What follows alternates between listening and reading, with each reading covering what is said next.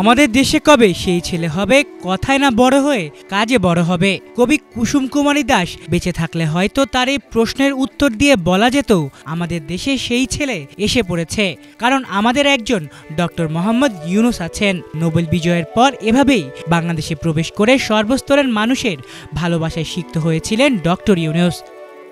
সে সময় যেন শুধু দেশই না বরং বিশ্বব্যাপী প্রশংসিত এবং সমাদৃত হয়েছিলেন তিনি। গ্রামীণ ব্যাংকের মাইক্রো ক্রেডিট সিস্টেমের কারণে তিনি পুরো বিশ্বের মানুষের কাছ থেকেই পেয়েছেন গ্রহণযোগ্যতা।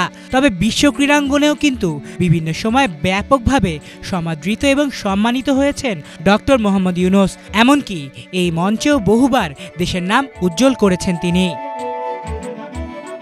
2016 রিও অলিম্পিকের উদ্বোধনী অনুষ্ঠানে মশাল বহন করে দেশের মানুষকে গর্বিত করেছিলেন ডক্টর ইউনুস। একই বছরের জানুয়ারিতে স্প্যানিশ ফুটবল ক্লাব বার্সেলোনার আমন্ত্রণ পান তিনি। সেখানে নো ক্যাম্প পরিদর্শন করেছিলেন। সে সময় ডক্টর ইউনুসের প্রতি মেসিদের আতিথেয়তা মুগ্ধ করেছিল লাল সবুজের দেশের মানুষদেরও। তরুণ মানুষদের নিয়ে কাজের জন্য ডক্টর ইউনুসকে আনন্দিত করার পাশাপাশি তাকে সামনে পেয়ে সম্মানিত বোধ করার কথাও ব্যক্ত করেছিলেন বার্সা ভাইস প্রেসিডেন্ট। সেখানে বার্সার একটি জার্সিও উপহার পান ডক্টর ইউনুস। 2020 টোকিও অলিম্পিকে ডক্টর ইউনুসকে লরেল অ্যাওয়ার্ডে ভূষিত করা হয়। ক্রীড়াক্ষেত্রে অবদান ও ইউনুস স্পোর্টস হাব প্রতিষ্ঠার কারণে এই পুরস্কারের জন্য মনোনীত করা হয় তাকে। 2018 সালে প্রতিষ্ঠিত এই ইউনুস স্পোর্টস হাবের কাজ হল সামাজিক ব্যবসা নীতির ভিত্তিতে সামাজিক ও পরিবেশগত চ্যালেঞ্জ মোকাবিলায় অনুঘটক হিসেবে খেলাধুলার শক্তিকে ব্যবহার করে ব্যক্তি ও প্রতিষ্ঠান পর্যায়ে ক্ষমতায়ন করা। সদ্য শেষ হওয়া প্যারিস অলিম্পিকে আরও বড় সম্মাননা দেয়া হয় ডক্টর ইউনুসকে।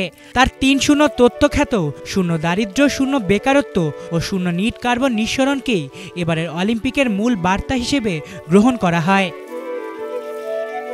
2006 সালে ডক্টর মোহাম্মদ ইউনুসের আমন্ত্রণেই বাংলাদেশে এসেছিলেন ফরাসি ফুটবল রাজপুত্র জিনেদিন জিদান। সেবার গ্রামীণ ব্যাংকের একটি প্রকল্প উদ্বোধন উপলক্ষে 1998 বিশ্বকাপ জয়ী এই তারকাকে বাংলাদেশে এনেছিলেন ডক্টর ইউনুস। 2 দিনের এই সফরে বঙ্গবন্ধু জাতীয় স্টেডিয়ামে আবাহনী আর মোহামেডানের অনূর্ধ্ব-16 দলের সঙ্গেও ফুটবল খেলেছিলেন জিদান। বাংলাদেশের ক্রীড়াঙ্গনে সে সময় সেটা ছিল অনেক বড় ঘটনা।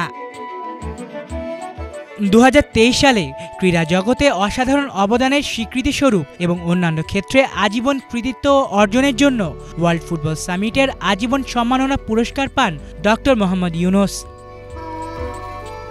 স্বৈরাচারী আওয়ামী লীগ সরকারের পতনের পর অন্তর্বর্তীকালীন সরকারের প্রধান হিসেবে দায়িত্ব পালন করছেন বাংলাদেশের গর্ব ডক্টর মোহাম্মদ ইউনুস। তাই তো দেশের ক্রীড়া পাগল মানুষদের যেন একটাই আশা, ডক্টর ইউনুসের ছোঁয়ায় উন্নতি ঘটবে দেশের ক্রীড়াঙ্গনেও। আলিফ চৌধুরী, বাংলা ভিশন।